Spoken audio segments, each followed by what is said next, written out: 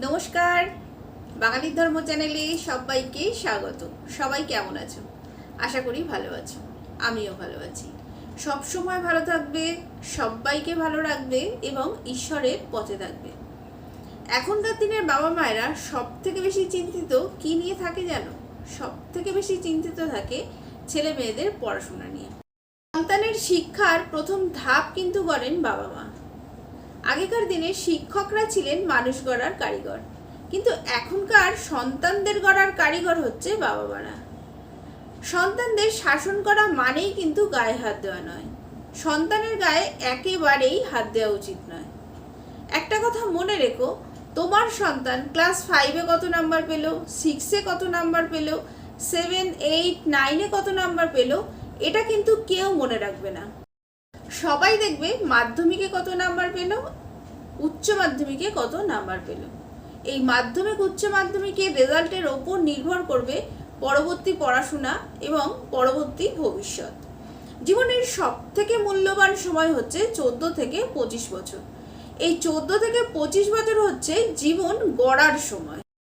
আজকে এই ভিডিওর মাধ্যমে এমন কয়েকটি নিয়ম বলবো যেগুলো নিজের সন্তানের ক্ষেত্রে যদি প্রয়োগ করতে পারো, বা যদি কোনো স্টুডেন্ট এই নিয়মগুলো মেনে চলে, তাহলে নিশ্চিত পড়াশোনায় মনোযোগী হবে, স্মৃতিশক্তি বৃদ্ধি পাবে এবং পরীক্ষায় নিঃসন্দেহে ভালো নম্বর পাবে। আবারও বলবো, বাঙালি ধর্ম চ্যানেলে সবাইকে স্বাগত। পড়ার জন্য যদি নির্দিষ্ট একটা ঘর থাকে তাহলে খুব ভালো হয়।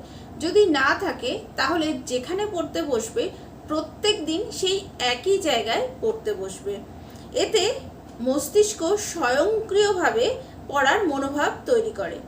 যেখানে খাওয়া দাওয়া করা হয় বা যেখানে বসে আড্ডা দেওয়া হয় সেইখানে পড়াশোনা করতে না বসাই ভালো। যেখানে পড়তে বসবে সেখানে যেন পর্যাপ্ত পরিমাণে আলো থাকে, সেই ব্যবস্থা করতে হবে।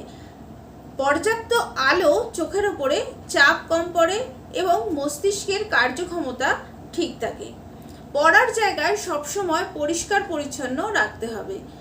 পড়ার জায়গায় বই এলোমেলো থাকলে মন অনেক সময় অস্থির হয়ে ওঠে। এই জন্য পড়ার আগে যা যা লাগবে সব কিছু গুছিয়ে নিয়ে বসতে হবে।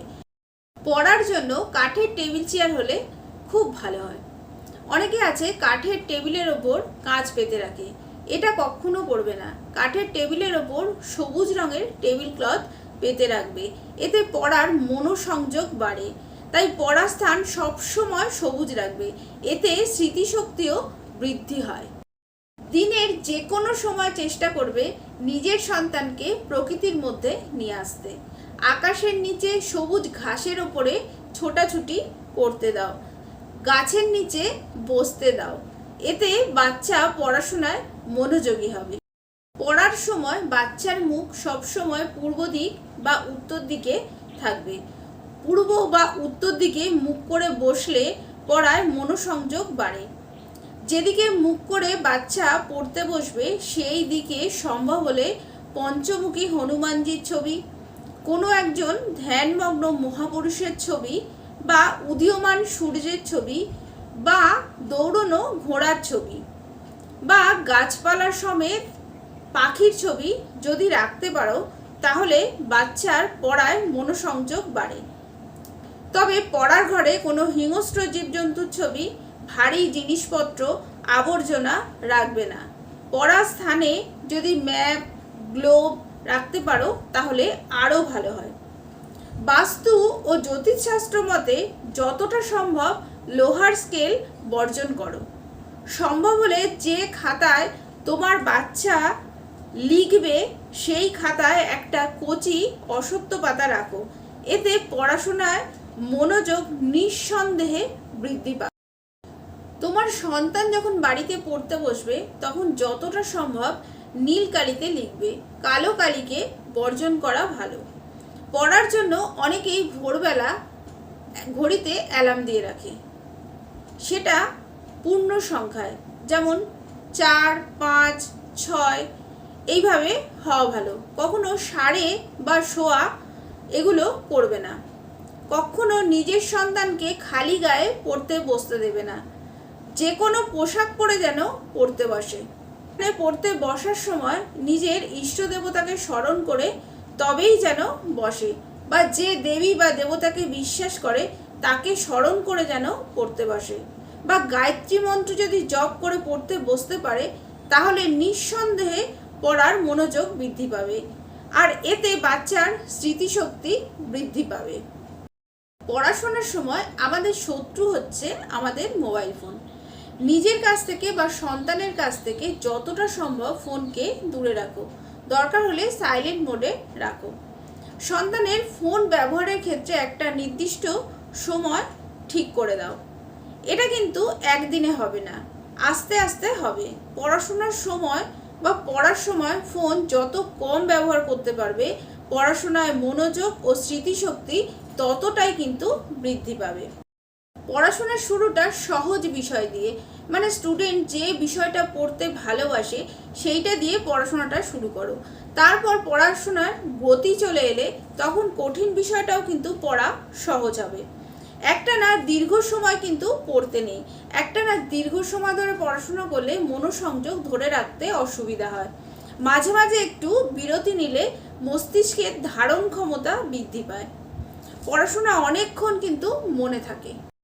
তাই 25 বা 30 মিনিট পর পর 5 থেকে 10 মিনিটের একটা ছোট্ট বিরতি নাও, তারপর আবার পড়ো। এইভাবে 4 বার পুনরাবৃত্তি করো, তারপর একটা দীর্ঘ বিরতি নাও।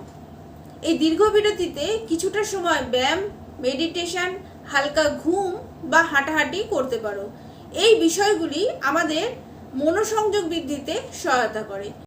পড়ার সময় একটা লক্ষ্য স্থির করো, নিজের সন্তানকে একটা লক্ষ্য ঠিক করে দাও, আর তোমার সন্তান যদি এই লক্ষ্যে উত্তীর্ণ হয় তাহলে তাকে একটা ছোট পুরস্কার দাও। এই বিষয়টাও কিন্তু বাচ্চাদের পড়ার মনোযোগ বৃদ্ধি করে। শাস্ত্র অনুসারে তোমার বাচ্চা যদি একেবারেই পড়াশোনা করতে না চায় বা পড়াশোনা করতে ভালো লাগে না, যা পড়ে মনে থাকে না বা খুব তাড়াতাড়ি ভুলে যায়, তাহলে এই বিষয়টা অবশ্যই করা প্রয়োজন। মাঝে মাঝে দরিদ্র ছেলে মেয়েদেরকে নিজের সন্তানকে দিয়ে তাদের পড়ার কিছু সামগ্রী যেমন বই, খাতা, পেন এই ধরনের জিনিস দান করতে পারো। বুধবার দিন কালো কুকুর, কাক বা কোনো পশু পাখিকে নিজের সন্তানকে দিয়ে খাবার খাওয়াতে পারো। এছাড়া ভগবান শ্রী বিষ্ণুর সামনে ঘিয়ের প্রদীপ জ্বালাবে, তারপর কলা গাছে জল অর্পণ করবে, তারপর কলা গাছের গোড়ার ওই মাটি নিয়ে নিজের সন্তানের কপালে তিলক করতে পারো। এতে কিন্তু বিশেষ লাভ পাবে। জ্যোতিষশাস্ত্র মতে যদি তোমার সন্তান একেবারেই পড়াশোনায় মনোযোগী না হয় তাহলে তার পকেটে একটা ছোট ফিটকিরি রেখে দিতে পারো, এতেও কিন্তু অনেকটা কাজ হবে। সন্তান পড়াশোনা মনোযোগী হওয়ার পেছনে সবথেকে বড় অবদান হচ্ছে বাবা মায়ের। শিশু যদি পড়াশোনায় আগ্রহী না হয় তাকে কিন্তু কখনো বকাবকি করবে না, তাকে ভালো করে বোঝাও। সন্তান যদি কোনো ভুল করে তাকে বুঝিয়ে বলো, তাকে সময় দাও। সন্তানের পড়ার সময় তার কাছে থাকো, তার সামনে বসো, নিজের ফোন, ল্যাপটপকে দূরে রাখো। শিশুকে পড়ানোর সময় অন্য কোনো কাজে গুরুত্ব দেবে না। সন্তানের ছোট সাফল্যে সন্তানের প্রশংসা করো। সন্তানকে পড়ানোর সময় যতটা বন্ধুর মতো মিশবে, সন্তান পড়াশোনায় কিন্তু ততটাই মনোযোগী হবে। আজকের ভিডিও আশা করি ভালো লেগেছে। যদি কিছু বলার থাকে তাহলে কমেন্টের মাধ্যমে জানাবে। ভিডিওটা ভালো লাগলে আমার চ্যানেলটা সাবস্ক্রাইব করে নিও, একটা লাইক করে দিও। সকলে ভালো থেকো, সুস্থ থেকো। ঈশ্বর তোমাদের মঙ্গল করুক।